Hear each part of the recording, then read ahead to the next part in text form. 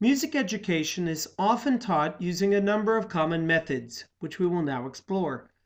Adherence to any one method can create a program that hinders student creativity and ownership.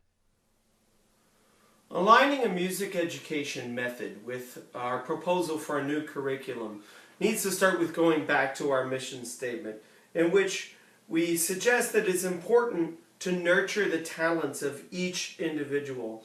Our mission is to create a safe and positive learning environment where children can develop the confidence and capabilities to face the challenges of our rapidly changing world. In order to teach a student to be adaptable, you have to give them a base level of skills that they can use to approach a musical problem. Through the past, that's been done through several primary methods of music education that have been used. The most popular of which was developed by Zoltan Kodály.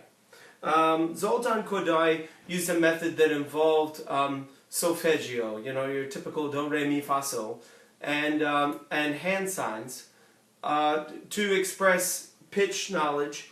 And he really focused on the music of the vernacular, the folk music, the musical mother tongue, as he liked to call it, because he felt that the music that came from the community in which the students lived was the music that they were cognitively most familiar with.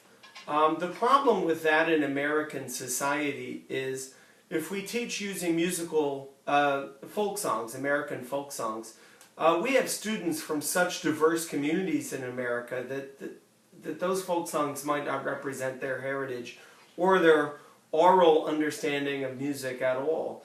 In fact, the modern student begins hearing American popular music with great frequency at an incredibly young age, and will be more exposed to those intensely syncopated rhythms and complex harmonies far more than they would be to the American traditional folk song.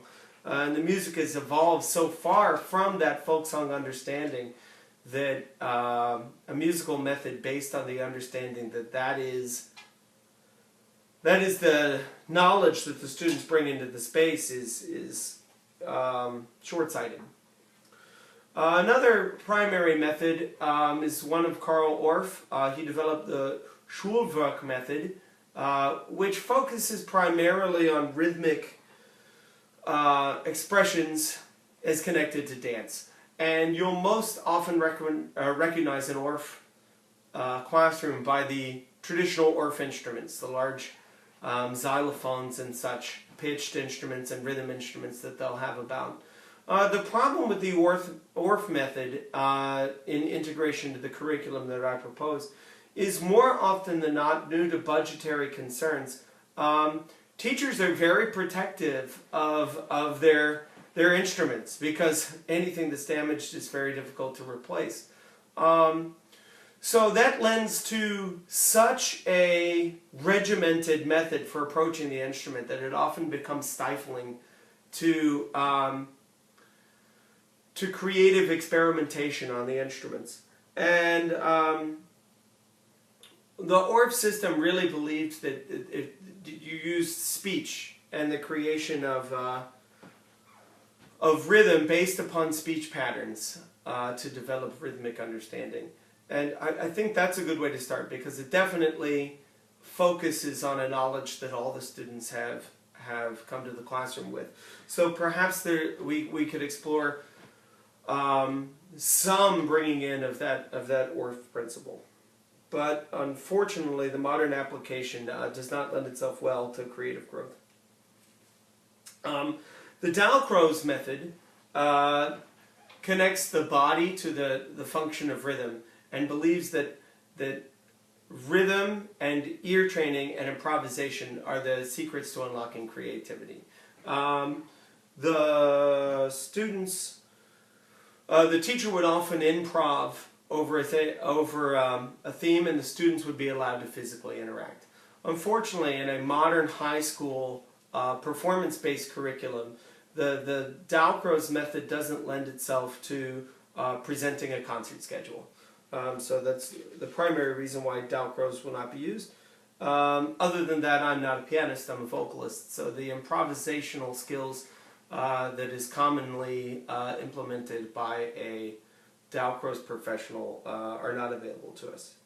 Edwin Gordon developed the music learning theory, which very much is based upon the idea that every student comes into the classroom with a certain aptitude for musical study, and that aptitude is limited based upon the student's exposure to music at a very young age. The greatest asset that Edwin Gordon brings to the music education table is his concept of audiation. Audiation is the ability to hear, pitch, and perceive rhythm inside the mind before expressing it musically. And it lends itself to a greater understanding of pitch and rhythm as opposed to merely just rote repetition, rote regurgitation of heard sounds. So it adds an extra step, whereas the teacher will present knowledge, the students will audiate the knowledge, will process the knowledge before performing it, so that there's a level of cognition included.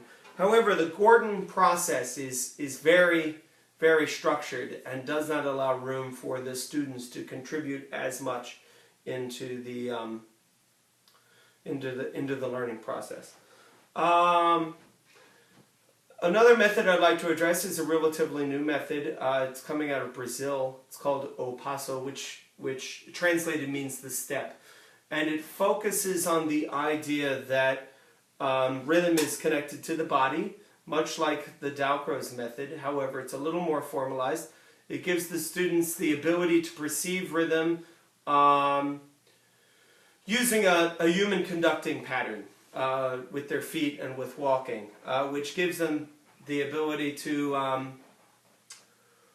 process rhythm on more levels than just a cognitive system, and it allows them to perceive rhythm as it functions through time, as it actually functions. 1, A3, A, A2, 3, 4, A2, 3, 4, A1, A3, A1, A3, A2, 3, 4, A2, 3, 4, A1, A3, A1, A3, A2, 3, 4, A2, 3, 4, A1, A3. What I like about the O Passo method is it gives the students a way to perceive rhythm and a way to approach rhythm on their own terms to solve rhythmic problems. Once they understand the foundations of the method, when they have a rhythmic problem that presents themselves, they can use the method to solve the rhythmic issue. And that allows the classroom environment to become more student-centered and liberates the students from the teacher's assistance. It gives them the ability to help each other, gives them the ability to have a method that helps themselves. And I think one of the primary goals of the method that we're adopting, which is a adapted O Passo rhythmic method, bringing in solfege from the Kodály system. Although Kodály did not develop solfeggio, it existed before him. He definitely formalized it. And between those two concepts, the O Passo method for the processing of rhythm and the solfege method for the processing of pitch, those are the two primary problems that present music education students, is their approach to pitch and rhythm.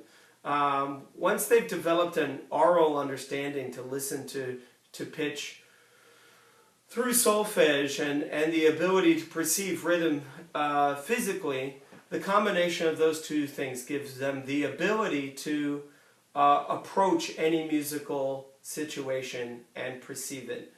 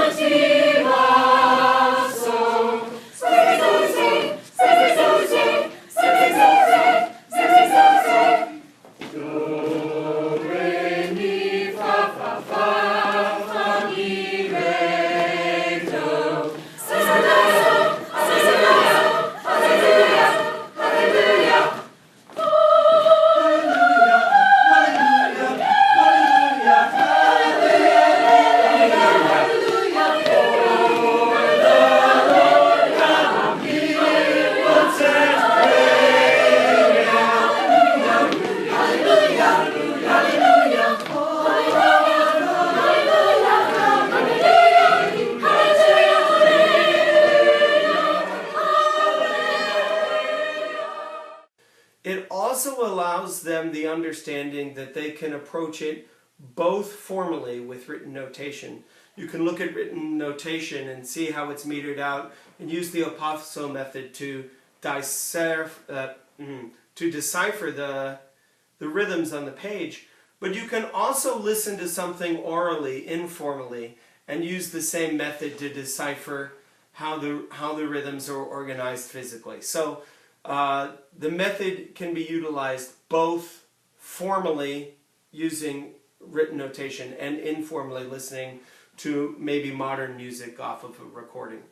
Also, solfege is very useful in the same way, in that if you map out a piece using solfege, you can use it to determine where the harmonies are, given that you find a starting pitch, which is most often done in modern choral classrooms with a tuning fork.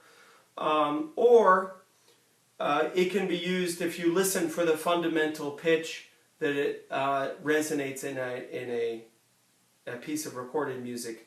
You can use the solfege to decipher how the harmonies are going and possibly to develop new harmonic content, thereby allowing the students to create their own arrangements orally without ever having to develop the skills of harmonic part writing with traditional notation.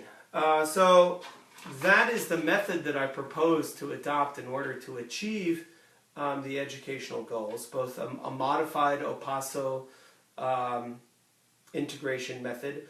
Also, I'm going to talk about the technological component, which is going to open up a whole new level and bring the understanding back to where the students function. They're in their very technological, very socially driven world.